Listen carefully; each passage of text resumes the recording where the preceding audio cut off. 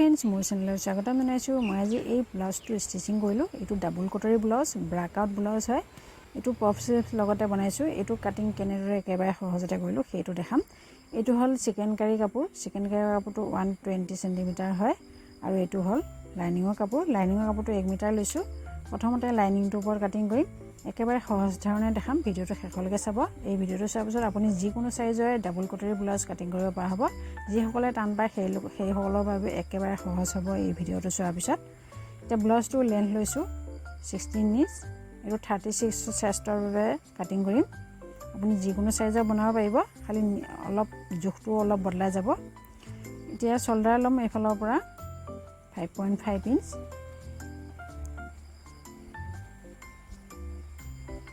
Arm hole lump 6 inch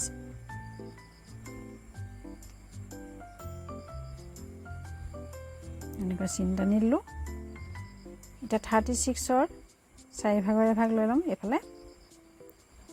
চেষ্ট যিমান হয় তাৰ 4 ভাগৰে ভাগ লৈ লব মই 9 ইঞ্চ লৈছো আৰু 1.5 ইঞ্চ মাৰ্জিন লম মাৰ্জিন যিমান হিন লাগে হেমতে লৈ লব কমকৈ লাগিলে কমকৈ লব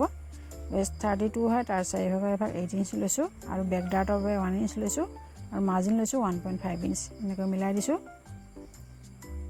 এটা 1 ইঞ্চৰ শেপ দিম এফালে এই লাইনডাল হাফ কৰি লম শেপটো এনেকৈ মিলাই দিম এফালে অকনমান ডাউন কৰি দিম ফিটিং লাইনৰ ফালে এফালে হাফ ইঞ্চ ডাউন কৰিছো আৰু ফিটিং লাইনৰ পিছৰ যিখিনি মাৰ্জিন তাত অলপ বেছি তে নেক উইথ ৰাখিছো 2.5 ইঞ্চ যদি বহলটো কম লাগে তেনেহলে 2 ইঞ্চ লৈ ল'ব The length ৰাখিছো 10 ইঞ্চ প্ৰথমতে বেক পাৰ্টটো কাটিং কৰিছো অলপলে বহলটো 3 ইঞ্চ ৰাখিছো এনেকৈ বক্স বনাই দিলো ইয়াৰ পৰা 7 ইঞ্চ লৈছো এটো সুইট হাৰ্ট শেপত কাটিং কৰিম ইফালে 1 ইঞ্চ বাহিৰৰ ফালে উলিয়াই দিছো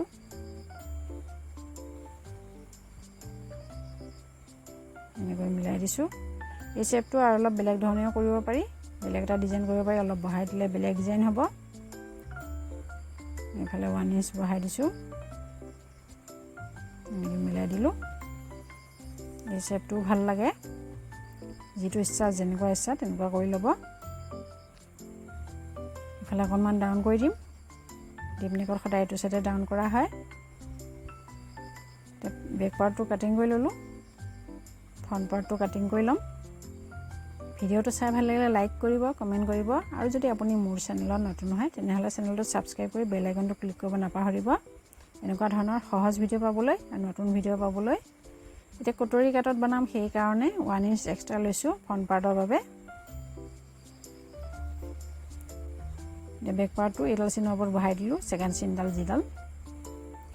সাইডখিনি সেম টু সেম ড্ৰ কৰি লম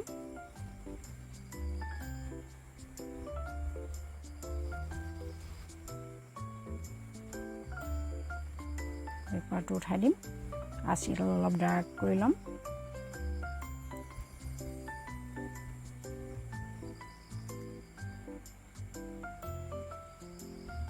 নেকটো লেন্থ ৰাখিম ফ্ৰন্ট নেকটো লেন্থ 6 ইঞ্চ আপুনি কম বেছি কৰিব পাৰে বেছিকৈ লাগিলে বেছি লৈ ল'ব লেন্থটো যদি বেছি লাগে বহলটো 3 ইঞ্চ ৰাখিছো এটা বক্স বনাই দিলো ইয়াৰ পৰা 1 ইঞ্চ লৈছো তলৰ ফালৰ পৰা এটা সেনেকৈ মিলাই দিছো অকনমান বাহিৰৰ ফালে উলিয়াই দিছো হাফ ইঞ্চ এতিয়া ওপৰৰ পৰা বেল্টৰ বাবে 12.5 ইঞ্চ লৈছো 34 লৈকে 12 ইঞ্চ লৈ ল'ব আৰু যদি কম হাইটৰ হয় কাস্টমাৰজন তেনেহলে 12 ইঞ্চ ল'ব ফালে হাফ ইঞ্চৰ শেপ দি দিছো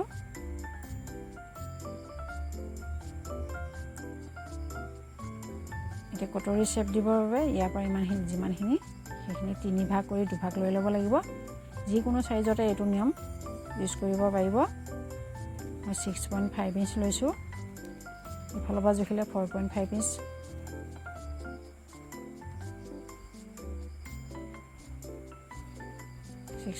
ইঞ্চ লৈ ললো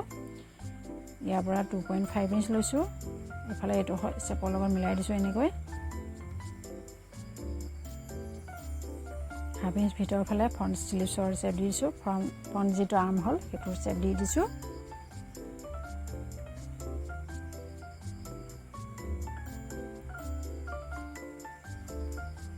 এতিয়া কাটিং কৰি ললোঁ ফ্ৰণ্ট পাৰ্টটো বেল্টৰ পাৰ্টটো কাটিং কৰিছোঁ ইয়াৰ জইনটো খুলি লৈছোঁ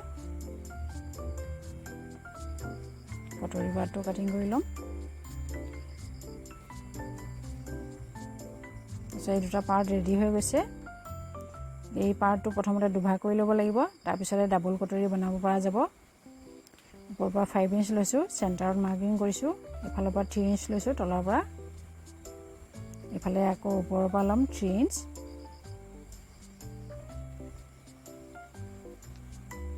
এই তিনিটা পইণ্ট এনেকৈ মিলাই দিম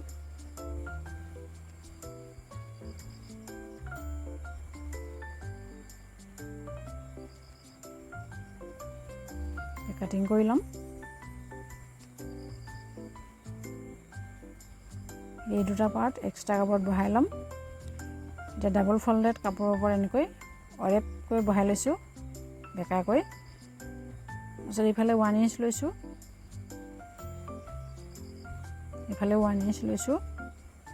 ইফালে 1/2 ইঞ্চ লৈছোঁ আৰু ইফালেও 1/2 ইঞ্চ লৈছোঁ ইফালে কাৰণ প্ৰথমতে মই বহোৱা নাছিলোঁ কাটিং কৰোঁতে তেনেকৈ মিলাই দিছোঁ এইটো চাইড এনেকুৱা চেপৰ যিটো চেপ সেইটো চেপ মতে মিলাই দিছোঁ আৰু এইফালে ষ্টিচিঙৰ বাবে 1/2 ইঞ্চ লৈ ল'ম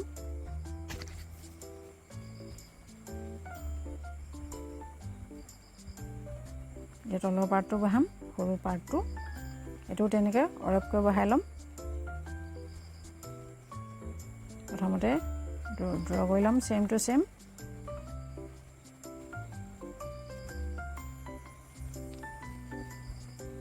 তাৰপিছত এইটো চাইডে 1 ইঞ্চ চাৰিটা চাইডে 1 ইঞ্চকৈ বহাই ল'ম এনেকৈ তেতিয়া সমান হ'ব এনেকৈ চিধা কৰি দিলোঁ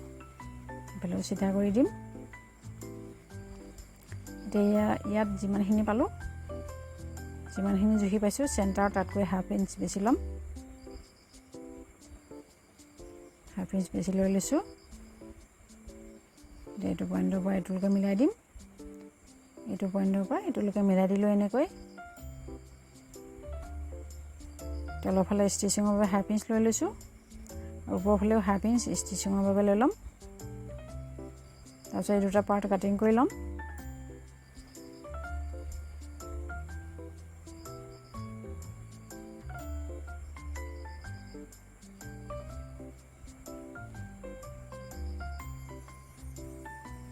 দুইটা পাৰ্ট কাটিং কৰি ল'লোঁ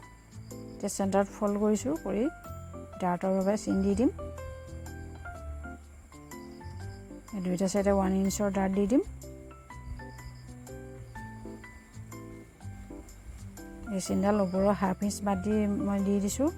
1/2 ইঞ্চ এৰি ষ্টিচিং কৰিব লাগিব এতিয়া এইটো কটৰি চাইডৰ পাৰ্ট এইটো বেল্টৰ পাৰ্ট গোটেই পাৰ্টখিনি মেইন কাপোৰৰ ওপৰত কাটিং কৰা হ'ব তাৰপিছত এইটো স্লিভছটো কাটিং কৰিম স্লিভছটো যিহেতু পপ স্লিভছ হ'ব সেইকাৰণে প্ৰথমতে পেপাৰত কাটিং কৰিম স্লিভছটো লেন্থ ৰাখিছোঁ 12 ইঞ্চ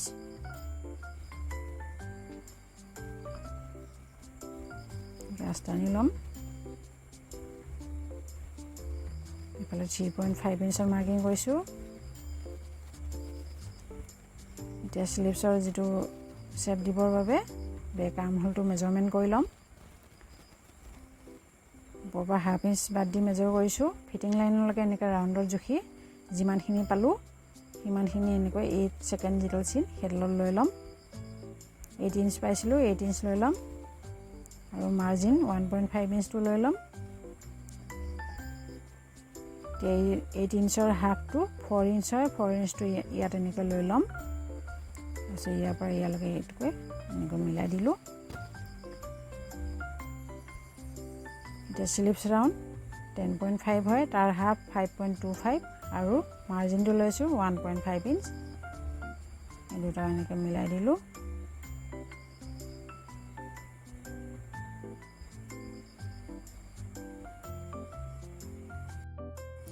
এতিয়া স্লিভছটোৰ শ্বেপ দি দিম এই মেথডখিনি ইউজ কৰি আপুনি যিকোনো আৰ্মহলৰ বাবে স্লিভছ কাটিং কৰিলে পাৰফেক্ট ফিটিং হ'ব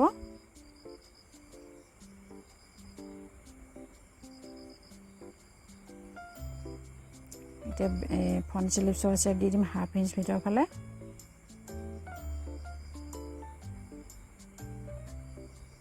প্ৰথমতে বেক স্লিভছৰ শ্বেপটোত কাটিং হ'ব।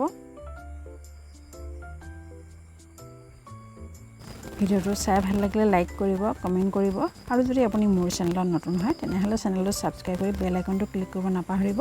এনেকুৱা ধৰণৰ অন্য ভিডিঅ' পাবলৈ। এতিয়া এনেকৈ খুলি লৈ ফ্ৰণ্ট স্লিভছৰ শ্বেপটোত কাটিং কৰিম।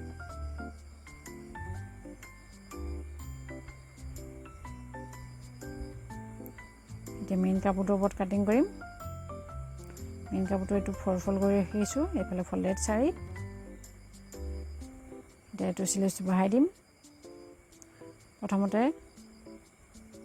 3 ইঞ্চ বা 4 ইঞ্চ এক্সট্ৰা লৈ ল'ম। 4 ইঞ্চ লৈ লৈছোঁ। সেই 4 ইঞ্চৰ এইটো স্লিভছটো বহাই দিছোঁ। এইখিনি শ্বেপটো পূৰা চেম টু চেম ড্ৰ কৰি ল'ম আৰু এইটো চাইডে যিমানখিনি কমিল সেইখিনি পিছত জইন দি দিম। 2 ইঞ্চ কমিছে, 2 ইঞ্চ জইন দি দিম।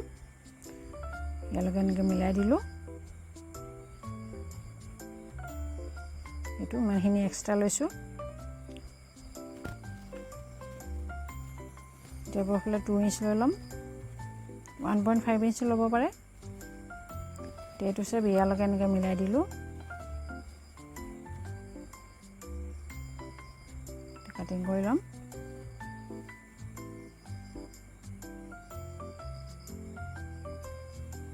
এইখিনি যিখিনি কমিছে সেইখিনি জইন দি দিম। চাৰিটা চাইডৰ বাবে 4 পিচ জইন দি দিম। এনেকুৱা জইন দিয়াৰ পিছত শ্বেপটো মিলাই দিম। 4 পিচ কাটিং কৰি ল'লোঁ। তাৰপিছত জইন দিয়াৰ পিছত যিখিনি অমিল হৈছে সেইখিনি মিলাই দিম। এনেকৈ আগতীয়াকৈ মিলালে পিছত অমিল হ'ব চিলালে, সেইকাৰণে পিছত কাটিং কৰি ল'ম। চিলাৰ পিছত এয়া ফাইনেল লুক।